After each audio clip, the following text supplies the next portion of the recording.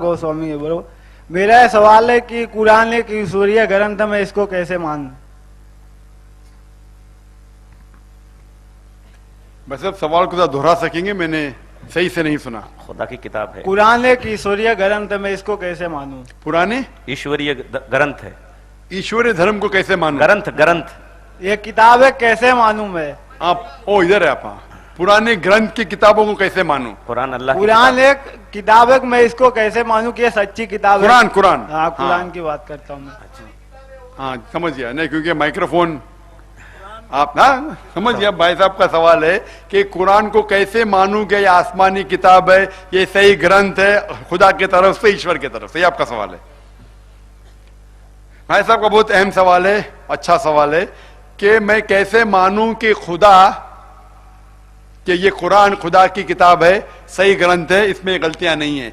मैंने एक तकरीर की है जिसका मौजू है क्या कुरान खुदा की किताब है, क्या कुरान खुदा का कलाम है। और ये तकरीर तकरीबन 2 घंटे की है। वक्त ने कि 2 घंटे में लूं, लेकिन कोशिश करूंगा कि मैं आपको इसका जवाब दूं। अक्सर लोग जब पूछते हैं कि हम कैसे माने कि कुरान खुदा का कलाम है, मैं हमेशा कहता हूं अगर कोई भी किताब, कोई भी कलाम को यह साबित करना है कि वो खुदा की तरफ से, ईश्वर की तरफ से, अल्लाह की तरफ से, उसके लिए फर्ज है कि वो ये साबित करे कि वो किताब हर दौर में अपने आप को साबित करता है। मिसाल के तौर पे हजारों साल पहले दौर था मौजज़ा का, और अल्हम्दुलिल्लाह कुरान मौजज़ा का मौजज़ा है। उसके बाद जब कुरान नाजिल हुई, वो दौर था लिटरेचर और पोइट्री का, लिटरेचर और पोइट्री का दौर था। अल्हम्दुलिल्लाह आप कोई भी अरबी माहिर से पूछो, चाहे वो मुस्लिम हो या गैर मुस्लिम हो, कि आज वो तस्लीम करता है कि सबसे बेहतरीन अरबी जबान में किताब है वो है कुरान मजीद। लेकिन आज अगर कोई मजहबी किताब ये कहता है कि दुनिया चपटी है, बहुत अच्छे अंदाज में दुनिया चपटी है, क्या आप मानेंगे? आप मानेंगे भाई साहब? नहीं मान, क्योंकि आज लिटरेचर और पोइट्री का दौर नहीं है, आज दौर है साइंस और टेक्नोलॉजी का। तो हमें साइंस और टेक्नोलॉजी के जरिए देखना पड़ेगा कि कुरान खुदा का कलाम है। इसके जरिए जो लोग नहीं मानते कि कुरान खुदा का कलाम है, आज साइंस ये कहती है हमारी कायनात वजूद में कैसे आई। कुछ 40 या 50 साल पहले कुछ साइंसदान को नोबेल प्राइज मिला था ये डिस्कवर करने के लिए कि हमारी कायनात वजूद में कैसे आए, और उसे कहते थे बिग बैंग, एक बड़ा धमाका। और साइंस आज ये कहती है कि हमारी कायनात एक प्राइमरी नेबुला थी, उसके बाद एक धमाका हुआ, सेकेंडरी सेपरेशन, उसके बाद वजूद में आया गैलेक्सी, सितारे, सूरज, चांद और ये धरती जिस पे हम रह रहे हैं। तो मैं पूछूंगा ये कब आपको पता चला, तो वो कहेंगे 40 साल पहले, 50 साल पहले।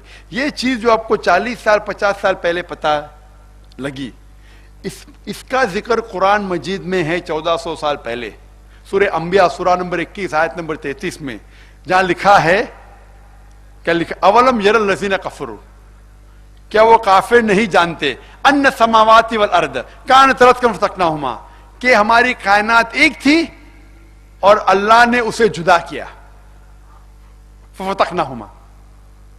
तो ये जो बिग बैंग आज के साइंसदान को पता लगी 40-50 साल पहले, ये कुरान मजीद में 1400 साल पहले लिखा गया है। इसे कौन लिख सकता है? और आमतौर पे जब मैं सवाल पूछता हूं गैर मुसलमानों को या वो इंसान को जो ईश्वर में नहीं मानता है, कि अगर मैं एक ऐसी चीज, इक्विपमेंट आपके सामने लेके आता हूं जिसे किसी ने नहीं देखा दुनिया में, کوئی انسان نے نہیں دیکھا. آپ کے سامنے اگر لے آ جاتی ہے اور میں کہتا ہوں کہ اس کے میکینزم کے بارے میں, اس کے بارے میں سب سے پہلا شخص کون کہہ سکتا ہے؟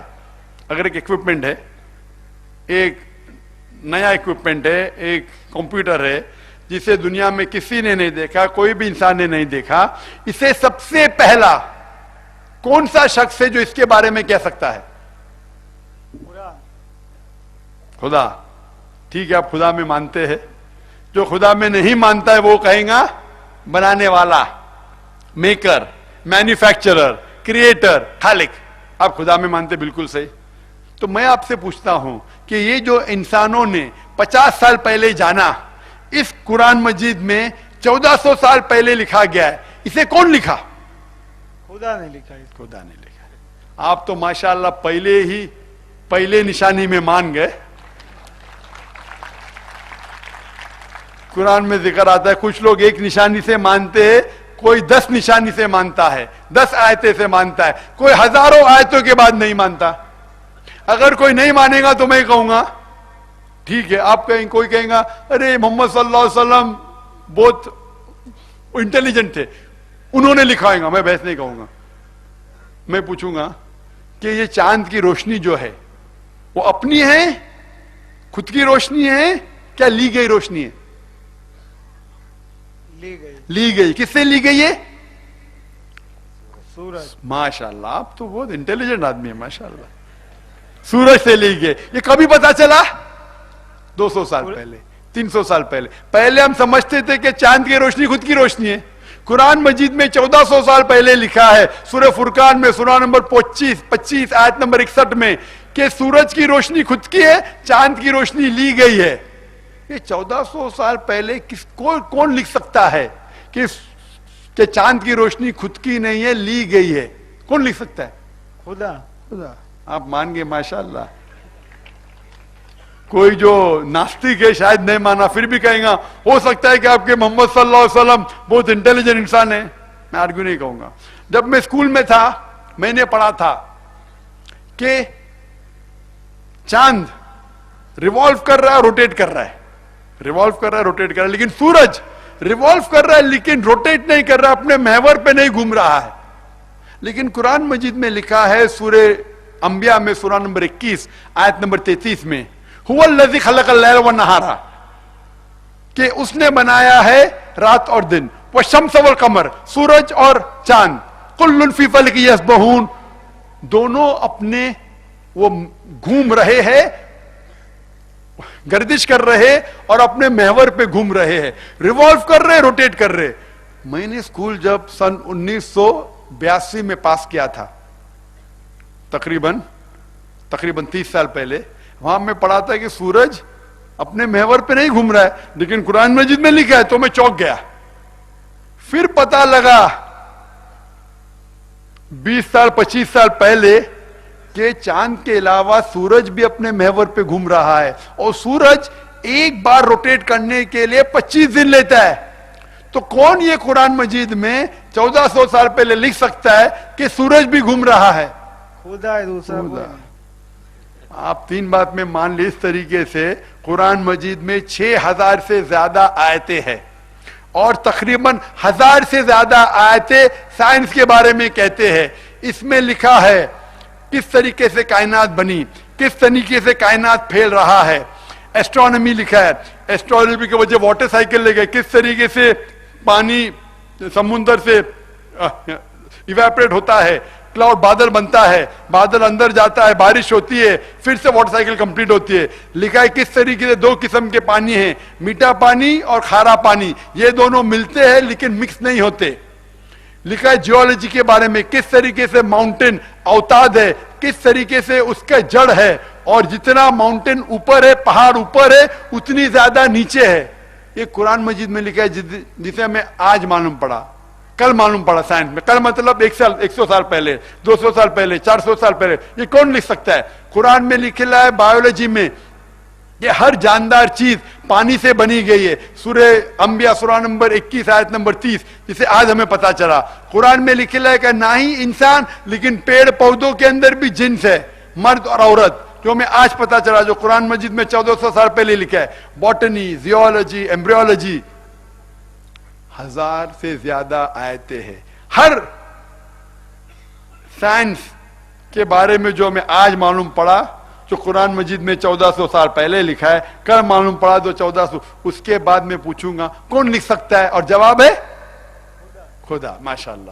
تو سائنس کے ذریعے ہم یہ ثابت کر سکتے ہیں کہ خدا، یہ قرآن خدا کی کتاب ہے. اگر یہ سائنس آپ دوسری مذہبی کتابوں کے ذریعے پرکھیں گے، اس کو بائبل کے ذریعے پرکھیں گے، تو سینکڑوں آیتیں بائبل میں جو سائنس کے خلاف ہے. آپ اس کو ہندو مذہبی کتابوں کے ذریعے مطالعہ کریں گے تو سینکڑوں آیتیں ویدا میں اور ہندو مذہبی کتابوں میں جو سائنس کے مطابق سے صحیح نہیں ہے. بدھ مذہب کی کتاب لیں گے تو غلطیاں پائیں گے. میں یہ نہیں کہتا ہوں کہ سائنس کے ذریعے میں قرآن کو ثابت کر رہا ہوں. ہم مسلمانوں کے لیے قرآن اور اونچا ہے، لیکن غیر مسلمانوں کے لیے، ناستک کے لیے سائنس نمبر 1 ہے. تو میں آپ کے نمبر 1 کو لیتا ہوں، میرے نمبر 1 کو لیتا ہوں اور ثابت کرتا ہوں کہ قرآن اس سے کئی درجے اونچا ہے. تو اس کے ذریعے ہم یہ ثابت کر سکتے ہیں کہ قرآن ماشاءاللہ خدا کی کتاب ہے، ایشور کی کتاب ہے، اللہ کی کتاب ہے. اور آج کی تحقیق کہتی ہے کہ جتنے بھی آیتیں ہیں، ایک بھی آیت اسٹیبلش سائنس کے خلاف نہیں ہے. تو اس کے ذریعے آپ ثابت کر سکتے ہیں کہ قرآن خدا کا کتاب ہے اور صحیح کتاب ہے اور اس میں کوئی غلطیاں نہیں. جتنے باقی مذہبی کتاب جو خدا کی طرف سے آئے ان میں تبدیلی ہو چکی ہے.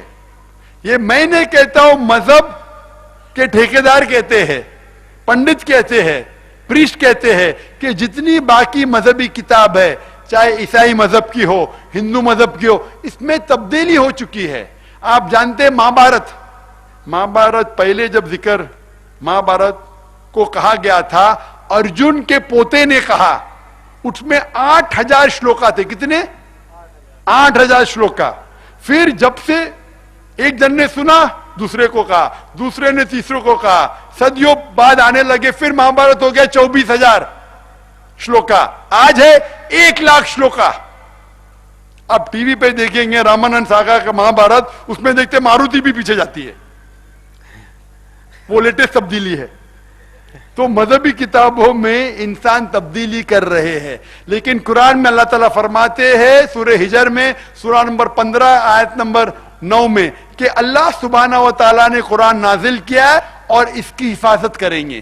جتنے بھی مذہبی کتاب نازل ہوئی قرآن کے پہلے، وہ صرف محدود تھے ایک وقت کے لیے، ایک گروہ کے لیے، سارے انسانوں کے لیے نہیں تھی. لیکن کیونکہ قرآن مجید آخری اللہ کا کلام ہے، آخری پیغام ہے، وہ صرف مسلمانوں کے لیے نہیں، سارے انسانیت کے لیے ہے. اور ساری صرف عربوں کے لیے نہیں، سارے انسانیت کے لیے، چاہے آپ ہندوستان میں رہتے، چاہے یو ایس اے میں، چاہے یو کے میں. اور صرف اسلام ہی انسانیت کا حل ہے. اسی لیے کیونکہ یہ آخری کتاب ہے، خدا نے، ایشور نے، بھگوان نے، اللہ نے اسے محفوظ رکھنے کا وعدہ کیا ہے. کتنی بھی کوشش کرو آپ قرآن میں بدلی لا ہی نہیں سکتے، کیونکہ اللہ اس کی حفاظت کر رہا ہے. جتنے پہلے مذہبی کتاب آئے، وقت کے دوران سال گزرتے ہوئے ان میں تبدیلی آئے، اس میں ملاوٹ آئی، اور کیونکہ وہ محدود تھا ایک وقت کے لیے، خدا نے، ایشور نے، اللہ نے اسے محفوظ رکھنا کو صحیح نہیں سمجھا. لیکن کیونکہ قرآن اللہ کا آخری پیغام ہے، آخری کلام ہے، اس میں کوئی بھی تبدیلی نہیں لا سکتا ہے. اللہ اس کی خود حفاظت کریں گے، اور ہر وقت، ہر دور میں یہ کلام اپنے آپ کو ثابت کرے گا کیا یہ خدا کا کلام ہے. بھائی صاحب آپ کو ابھی یقین ہے؟ بھائی صاحب آپ کو یقین ہے کہ قرآن خدا کا کلام ہے؟ 100% آپ ایک خدا میں مانتے؟ آپ مانتے کہ ایک خدا کے علاوہ کسی اور کی عبادت نہیں کرنا چاہیے؟ خالی ایک کو ہی مانتا ہوں میں. آپ مانتے کہ بت پرستی غلط ہے؟ غلط ہے. آپ مانتے مورتی پوجا غلط ہے؟ غلط. آپ مانتے کہ محمد صلی اللہ علیہ وسلم آخری پیغمبر ہے؟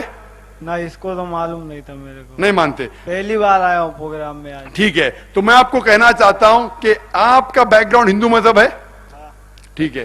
آپ جب پڑھیں گے، ہندو مذہب کا مطالعہ کریں گے، تو اس میں لکھا ہے بھوشیہ پرانا میں پرو 3 کھنڈ 3 ادھیت 3 پرو 3 کھنڈ 3 ادھیت 3 شلوکا 10 سے لے کے 27 میں اس میں لکھا ہے کہ ایک ملیشیا آئیں گا. ملیشیا مطلب فورینر, وہ آئیں گا, اس کا نام رہے گا محمد صلی اللہ علیہ وسلم, اور وہ سچے دین کا پرچار کریں گا. اس کا ذکر ہے, یہ چیز آگے بھی لکھا ہے بھوشیہ پرانا پرو 3 کھنڈ 3 ادھیت 3 شلوکا 10 سے لے کے 27. پہلا 3 سے لے کے 8 ہے, ابھی 10 سے لے کے 27. اس میں لکھا ہے کہ یہ جو آئیں گا, یہ جو پیغمبر آئیں گا اور اپنا دین پھیلائیں گا, اس کے ماننے والے ان کی ختنہ کی جائیں گی, وہ داڑھی رکھیں گے اور وہ سور کا گوشت نہیں کھائیں گے, وہ اپنے اور وہ صحیح دین کا پرچار کریں گے, وہ لوگوں کو نماز کے لیے بلانے کے لیے اذان دیں گے, وہ امن پھیلائیں گے, اور بھاجی پالا کھانے سے نہیں پاک ہوں گے لیکن گوشت کھانے سے. اسی طریقے سے بھوشیہ پرانا کے علاوہ آپ دیکھیں کنٹپ سکتا اتھروا وید کتاب نمبر 20 ادھیائے نمبر 124 منترا نمبر 1 سے لے کے 14 میں کنٹپ سکتا میں لکھا ہے محمد صلی اللہ علیہ وسلم کی پیشن گوئی. لکھا ہے رگ وید میں والیوم نمبر 1 ادھیائے نمبر 59 ورس ادھیائے نمبر 53 ورس نمبر 9 میں محمد صلی اللہ علیہ وسلم کے بارے میں کئی جگہ ہے, میں حوالے دے سکتا ہوں سینکڑوں جس میں محمد صلی اللہ علیہ وسلم کا ذکر ہے. Rig Veda volume number 1 chapter number 13 verse number 3, Rig Veda volume number 1 chapter number 8 verse number 2, کئی حوالے. اور ایک صاف طور پہ جو لکھا گیا ہے محمد صلی اللہ علیہ وسلم کے بارے میں وہ ہے کلکی اوتار میں, کہ کلکی پرانا میں ادھیائے نمبر 2 شلوکا نمبر 5 7 9 11 اور 15 میں لکھا ہے کہ ایک کلکی اوتار آئے گا جس کے والد کا نام ہے وشنو یاس. وشنو مطلب ایشور بھگوان, یاس مطلب اس کا بندہ, ایشور کا بندہ, عربی میں کہیں گے عبداللہ. اس کے ماں کا نام ہے سمتی, سمتی مانی امن, عربی میں ہوتا ہے آمینہ. اور محمد صلی اللہ علیہ وسلم کے ماں کا نام تھا عبداللہ, سنسکرت میں بولیں گے وشنو یاس, والد کا نام تھا وشنو یاس, عربی میں ہوتا عبداللہ. محمد صلی اللہ علیہ وسلم کے والدہ کا نام تھا آمینہ, سنسکرت میں کہتے سمتی. اس میں لکھا ہے کہ وہ ساری دنیا میں امن پھیلائیں گے, اور محمد صلی اللہ علیہ وسلم نے کیا.